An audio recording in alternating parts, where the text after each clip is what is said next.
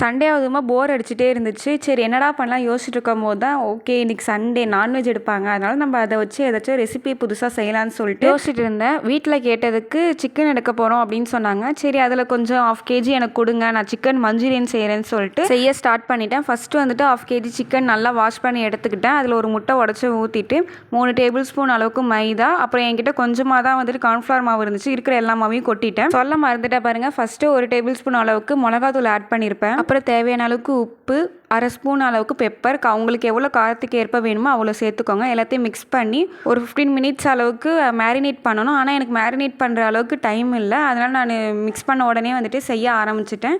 எண்ணெய் ஊற்றி ஹீட் பண்ணி அதில் நம்ம மிக்ஸ் பண்ணி வச்ச சிக்கனை வந்துட்டு நல்லா பொரித்து எடுத்துட்டேன். அதே கடாயில் கொஞ்சமாக எண்ணெய் ஊற்றி தூளாக நறுக்குன இஞ்சியும் பூண்டையும் ஆட் பண்ணிக்கிறேன். இதிலே வந்துட்டு நான் குட்டி குட்டியாக நறுக்குன வெங்காயத்தையும் ஆட் பண்ணி நல்லா வதக்கி எடுத்துக்கிறேன். வெங்காயம் ஓரளவுக்கு வதங்கினதும் சோயா சாஸ் கொஞ்சம், அப்புறம் டொமேட்டோ சாஸ், சில்லி சாஸ் இதை வந்துட்டு ஆட் பண்ணி நல்லா கலந்து விட்டுக்கோங்க. டார்க் சோயா சாஸாக இருந்தால் கொஞ்சமாக சேர்த்துக்கோங்க. ஏன்னா சிக்கன்லேயே வந்துட்டு நம்ம கொஞ்சம் உப்பு சேர்த்துருக்கோம். இந்த டார்க் சோயா சாஸ்லையுமே வந்துட்டு உப்பு கொஞ்சம் ஜாஸ்தியாக இருக்கும். ஸோ அதனால் கொஞ்சம் கம்மியாக சேர்த்துக்கோங்க.